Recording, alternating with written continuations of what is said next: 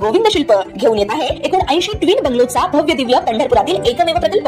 आमच्या प्रकल्पाची वैशिष्ट्ये मनाला शांती देणारं महादेवाचं मंदिर, मुख्य रस्ता सुमारे 30 फुटांचा, अंतर्गत रस्ता सुमारे 20 फुटांचा, ग्रामपंचायत योजनेचा प्रत्येक बंगलोजला स्वतंत्र नळ, सांडपाण्याची सुरक्षित विल्हेवाट, सर्व टाइल्स ग्लॉसी आणि नामांकित कंपनीच्या, सर्व स्टेअर, खिडक्या, चौकटी सुपर ब्लॅक ग्रेनाइट, दोन्ही अटॅच बाथरूम पूर्णपणे टाइल्स, पंतप्रधान हर घर नल योजना पूर्णत्वाकडे, bathroom, basin, kitchen, CP fittings हे जगवार कंपनीचे, स्टील वर्क पूर्णपणे जिंदाल कंपनीचे, 1000 लिटर पाण्याची टाकी, 150 लिटर सोलर वॉटर हीटर सोबत वॉटर प्युरिफायर, प्रत्येक बंगलोजला स्वतंत्र पार्किंग, दर्शनीय भाग पूर्णपणे डॅटो टाइल्स, टाटा प्रवेश कंपनीचे आकर्षक भक्कम दरवाजा, फुटी उंचीचे सुरक्षित कंपाऊंड। मग विचार काय करताय? गोविंद शिल्प, पत्ता गट नंबर 95, हॉटेल अंगण शेजारी, टाकळी रोड, पंढरपूर। ताज्या घडामोडी पाहण्यासाठी आमच्या YouTube चॅनलवरील PVR म्हणजेच पंढरी वार्ता या न्यूजला सबस्क्राइब करा आणि शेजारील बेल आयकॉनवर क्लिक करा।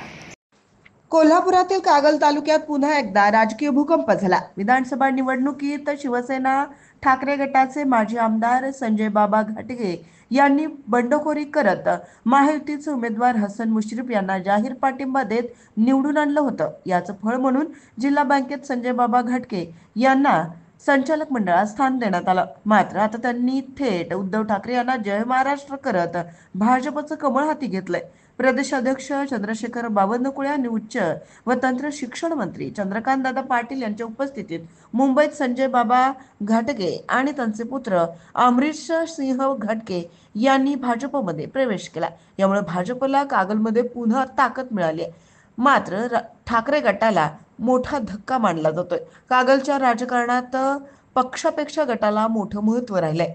मंडलिक गट, मुश्रीफ गट, संजय बाबा घाटगे गट, समरजित सिंह घाटगे गट असं गटातटाचं राजकारण आजवर कागलमध्ये चाललेलं आलंय। आणि यंदाच्या विधानसभा निवडणुकीआधी राष्ट्रवादी काँग्रेस पक्षामध्ये झालेल्या बंडखोरीनंतर राष्ट्रवादी काँग्रेसचे नेते हसन मुश्रीफ महायुतीत सामील झाले आणि तिकीटही मिळवलं। मात्र यामुळे नाराज झालेले आणि पूर्वी भाजपमध्ये असलेले नेते समरजित सिंह घाटगे यांनी भाजपला सोडचिठ्ठी देत शरद पवार यांच्यासोबत महाविकास आघाडीमध्ये सामील झाले होते। निवडणुकीच्या रिंगणातही उतरले। यामुळे हसन मुश्रीफ विरुद्ध समरजित सिंह घाटगे अशी लढत कागल विधानसभा निवडणुकीत झाली।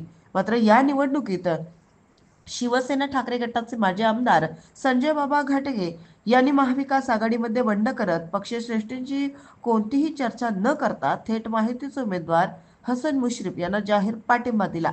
निवडणुकीनंतर समरजित सिंह घाटगे जरी शरद पवार गटात असले तरी त्यांनी अनेक वेळा उघडपणे भाजपच्या नेत्यांची भेट घेतली होती। यामुळे समरजित सिंह घाटगे पुन्हा भाजपमध्ये घरवापसी करणार अशा चर्चा सुरू झाल्या होत्या। मात्र त्यापूर्वी संजय बाबा घाटगे यांनी आता भाजपमध्ये पक्षप्रवेश केल्यानं जितका शिवसेना ठाकरे गटाला धक्का बसलाय तितकाच समरजित सिंह घाटगे यांनाही धक्का मानला जातो। यामुळे समरजित सिंह घाटगे भाजपशी दुरावा त्यांचा आणखी वाढणार आहे।